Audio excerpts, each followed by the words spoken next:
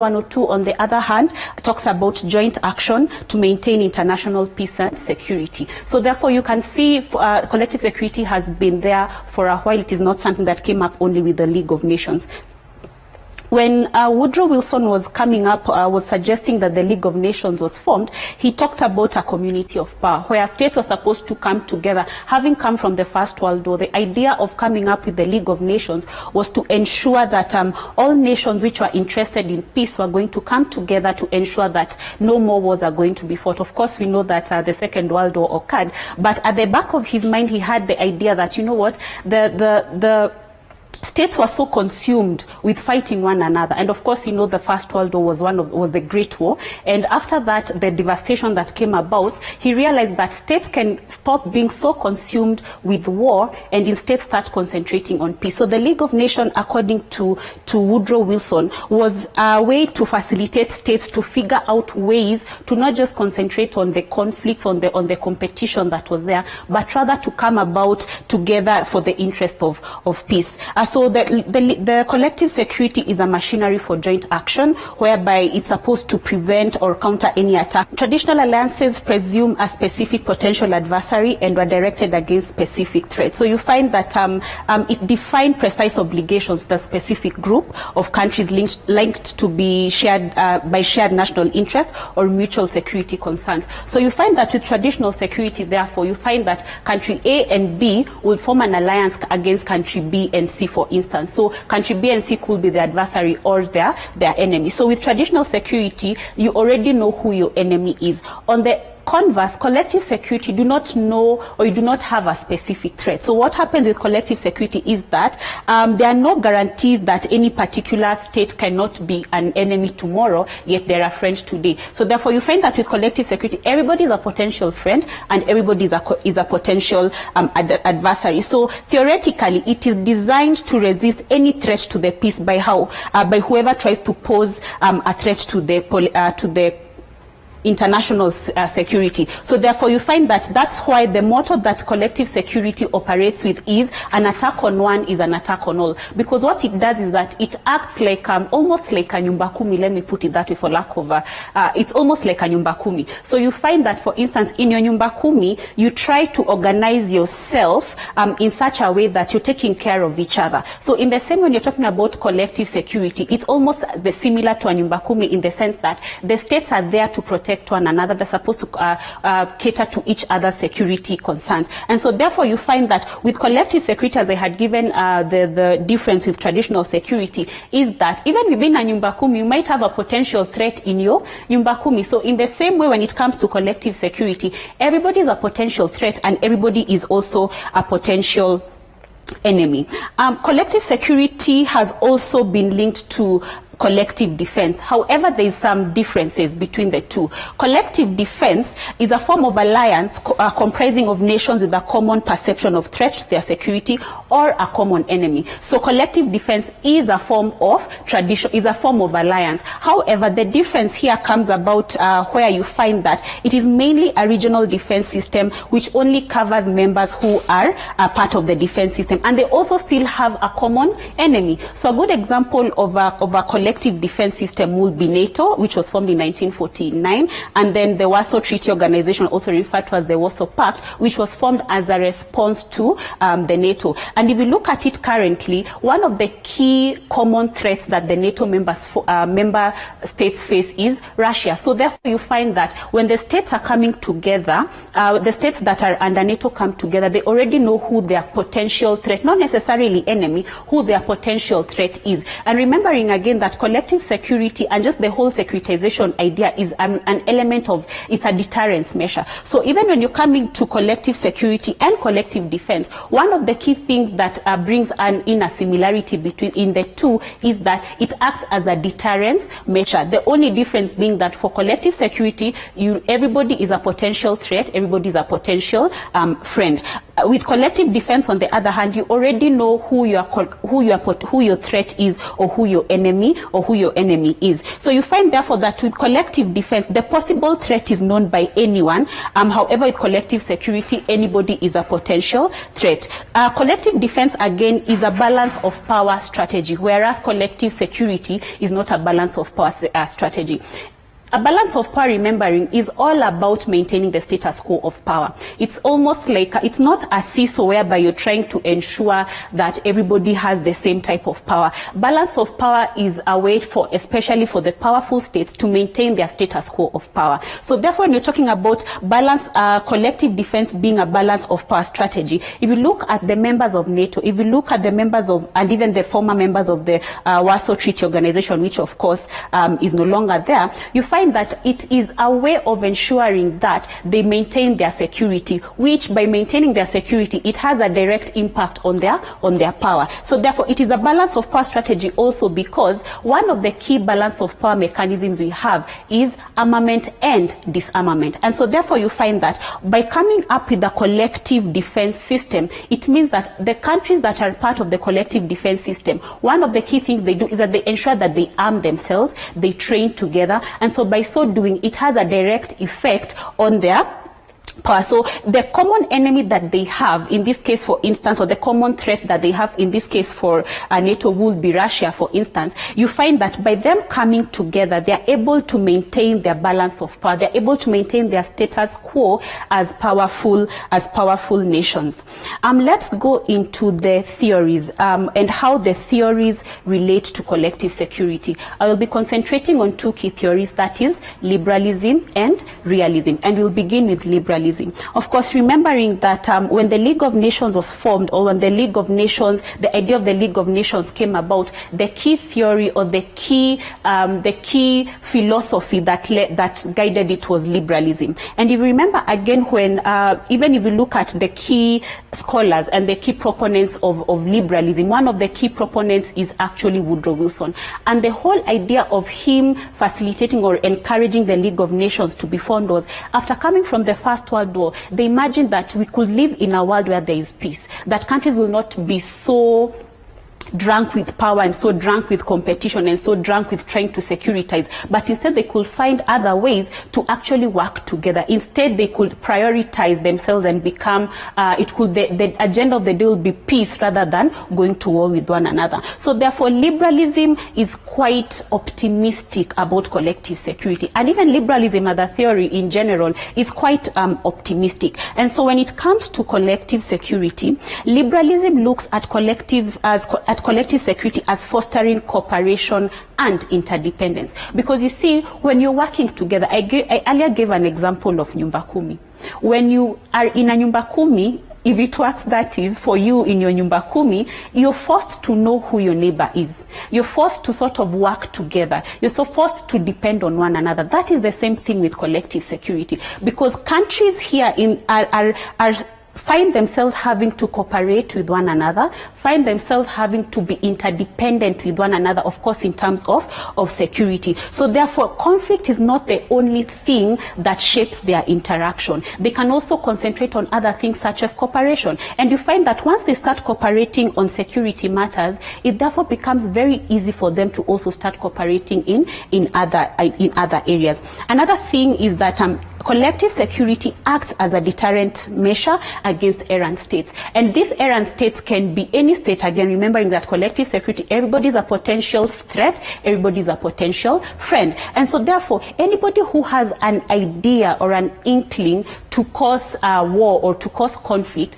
will be reminded that an attack on one is an attack on all. And the moment they remember that, then it acts as a deterrence measure, because they will be somewhat afraid, if not totally afraid, that the other states are going to rise up and actually work against them. So that's how it ends up deterring the errant states from actually acting up. The other thing is that it maintains the status quo of peace. And remembering again, liberalists really love peace. Liberalists talk about, let's not go to war. Let's figure out ways to work together. Let's figure out ways to cooperate with one another. So it's almost as though they're trying to divert states' attention from always competing, always going to war, always, being hyper vigilant. They want to ensure that states look at peace as an alternative. They want to ensure that states look at peace as the only and the best alternative. So therefore you find that the status quo of peace becomes very important for states. And then finally you find that by virtue of liberalism propagating collective security,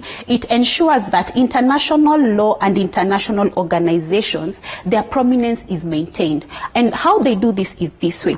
A lot of the times you find that collective security, one of the key institutions that facilitate collective security is international organizations. And one of the key things that also ensure that there are rules and regulations that foster or that guide states on how they interact with one another is international law. And so you find therefore that international law and international organizations become a very key institution, are a very key ingredient in ensuring that collective security is successful. Because you cannot, for instance, talk about, in this day and age, you cannot talk about collective security, for instance, and not talk about the United Nations. You cannot talk about collective security and not talk about the African Union. So you find that these international organizations are very, very important because, again, at the basis of what international organizations facilitate is cooperation and interdependence, which, as I mentioned a little earlier, is a key ingredient of making collective security to be successful. Realism is the other key theory that discusses collective security. And in true fashion of what realism is, it's quite pessimistic. It's quite pessimistic because, remembering, if you even look at all the theories and all the scholars who've discussed realism, such as Thomas Hobbes, they are quite pessimistic of human nature. They are quite pessimistic that, that they are quite pessimistic in how they look at the world, because by virtue of them believing that human nature is selfish, human nature, we are just driven by our passions, human nature. And remembering again, states are formed by human beings. So, and in fact, it reminds me of what I believe it was Plato who was saying, that states are not made of oak and rock. It's not like a building where, your building is made of metal and glass and all these other things. And then once you have the stones and the glass and you put them together, you say that's a building. A state is not made up of trees. A state is not made up of all these other things you see. A state is made up of the essence of the people who are in it. So when realists were talking about the fact that they feel that human beings are evil, that human beings are driven by passion, that human beings are competitive in nature. So in the same way, states which are made up of human beings, by the same nature of the people who are in them, are also competitive, are also selfish. And that's why you find, therefore, that realism is quite pessimistic, and also quite pessimistic in general, and also quite pessimistic of collective security. And this is what realism talks about when it comes to collective security. Number one, it argues that there's no automatic harmony. And because there is no automatic harmony, first of all, these are countries, or these are institutions, or these are political actors who are already intrinsically competitive with one another.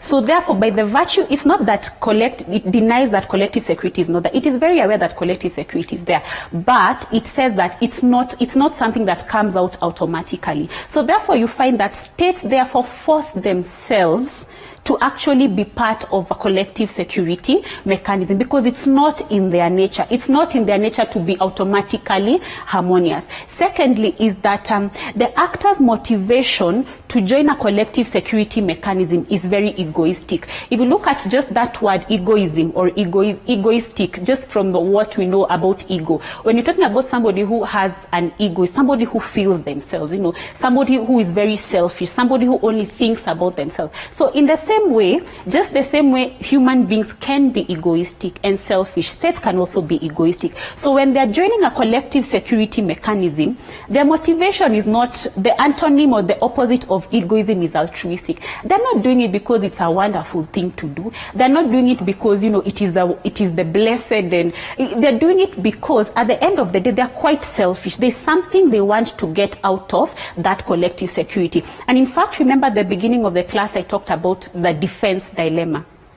Because at that particular point, states realized that their national security was not enough to guarantee their security. So they had to find out other ways, or a plan B that can supplement their national security. And so the plan B became collective security. So when I talk about actors, the political actors, and in this case their states, are quite egoistical. Their motivation is egoistic, is that their actions and preferences are based on their assessment of their own welfare and not that of others. State actions are not altruistic. The third thing is that survival is the immediate goal and coexistence is a tactic. And that is what Kissinger in his book Diplomacy talks about. Because again, going back to this idea of egoism, they realize that yes, states have an army. Most states have an army, not all states have an army. And yes, they can rely on their national security, but sometimes the national security can fail. And so as a plan B or as an insurance, then collective security becomes that for them. And so survival is the immediate goal. And again, that brings in the idea of egoism. So survival is quite an egoistic endeavor. So coexistence just becomes a tactic. So states become quite rational. You know, when you're rational, when you're trying to make a decision, you try to weigh the consequences of your choices. When you're trying to make a decision, you try to see what will work best for you. And sometimes if you know that within yourself, you do not have the full capacity to guarantee your own security as a state, then it becomes important to figure out other ways to get insurance for your security. Of course, it does not mean you abandon your national security. It does not mean you do away with your military or what have you. But it means that for your own survival, it's important to sort of figure out a way to have insurance over and above your national security.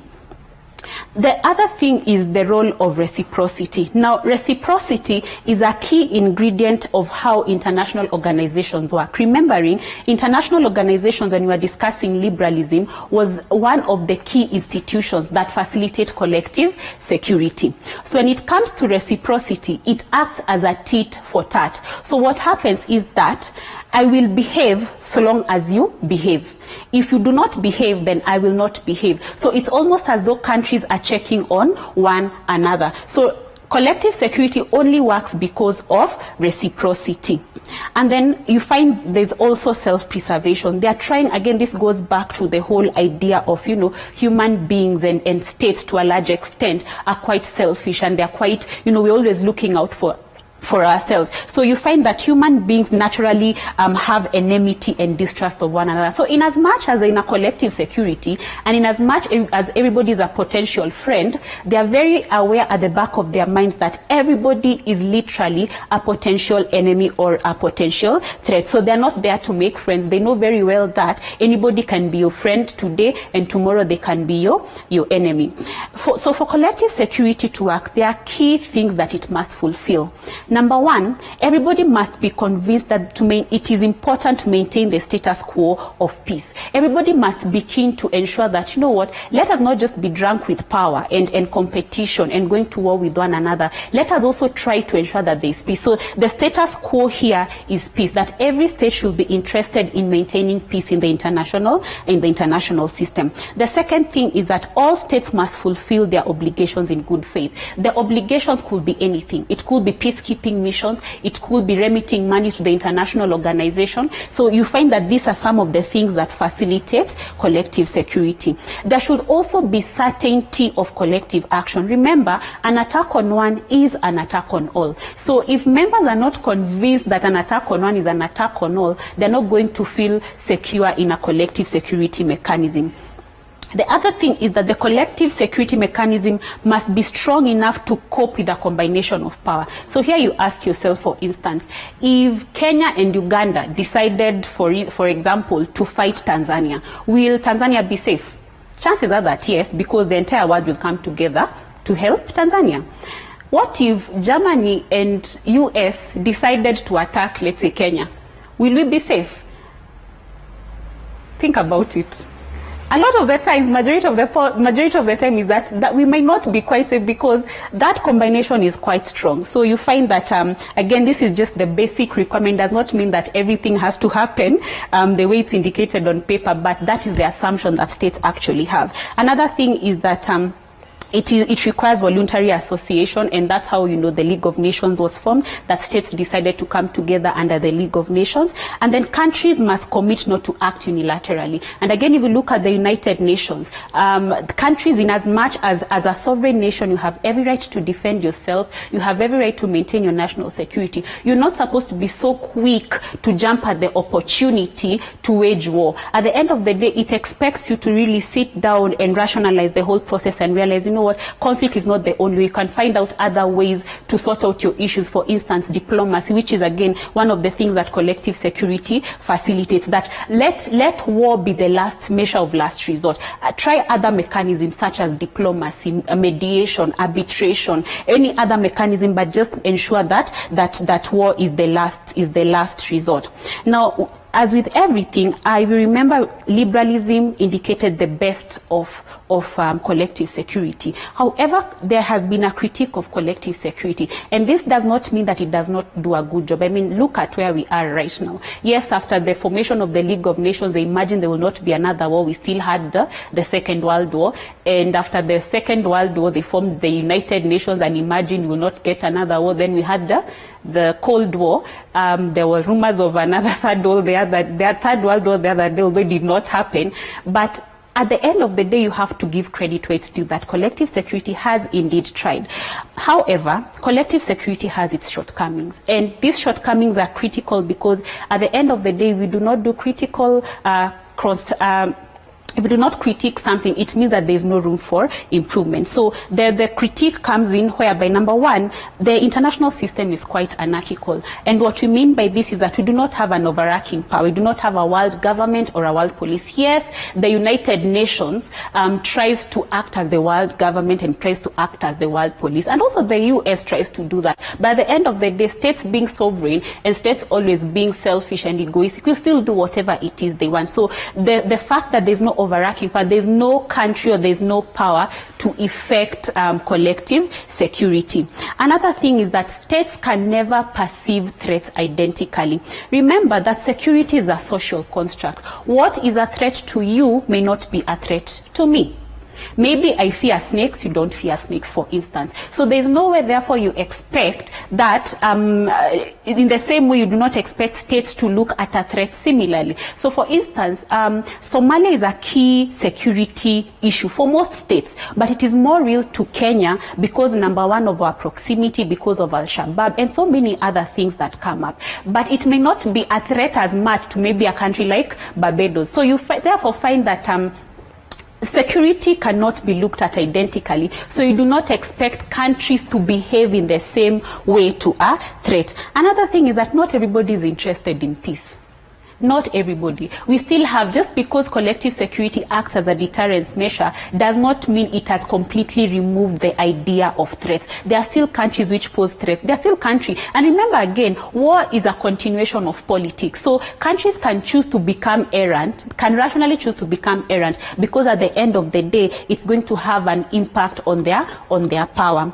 Another thing is that human nature is to war. Remembering we talked about realism, and this critique is majorly based on realism. So because human nature is to war, we are led, you find that human beings are led by their passions. And if you're led by your passions, it therefore means that the chances of you going into conflict with one another are high. So in the same way, states are led by their national interest and they're led by competition. So the chances of going to war are higher than them cooperating with one another. And so you find that collective security can therefore not work according to ideal conditions. You cannot just imagine that, just because an attack on one is an attack on all, it means that if country A is attacked, then all the other countries will come to join. Because if you remember correctly, when Rwanda was going through the genocide, for instance, the world stayed for almost 100 days without doing anything.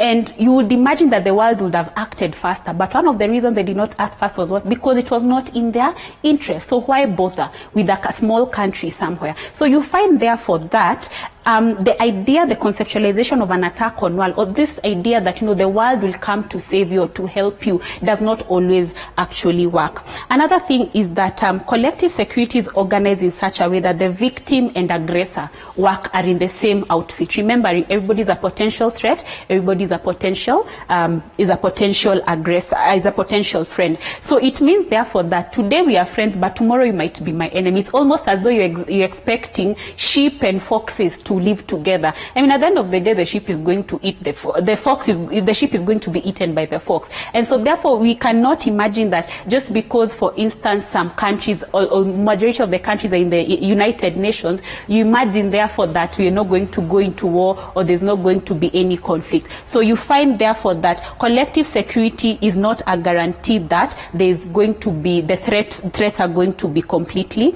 removed. The other thing is that multilateral institutions, that is the international organizations, do not always work, and we've seen an example of the United Nations failing several times. Again, it does a wonderful job, but at the end of the day, there's no decisiveness with it. And then the other thing is that there's no moral and social pressure. At the end of the day, states are led by their national interests. So they are not led by their conceptualization or their need for peace. They are led by their national interest. The other thing is the security dilemma.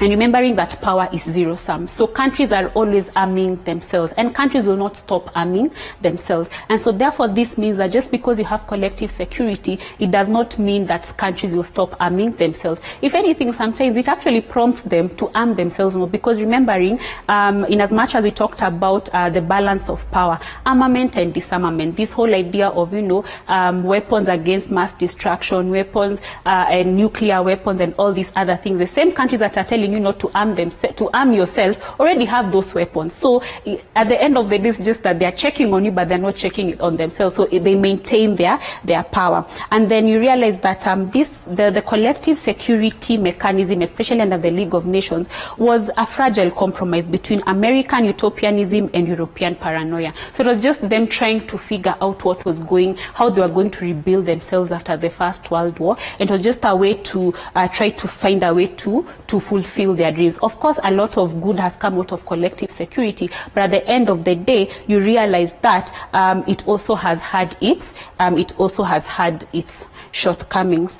So that is the end of our class today. We will see you next time. Thank you.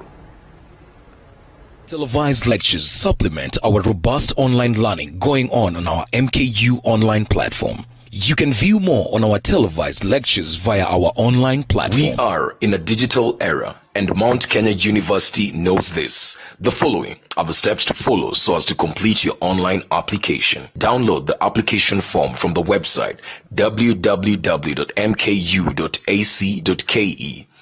Attach copies of your academic certificates and ID. Pay the application fees via M-Pesa pay bill number 270988. Your ID is the account number. 2,000 shillings is the charge for a postgraduate. You can also deposit in the bank accounts provided on the website. Then email all the above to apply@mku.ac.ke.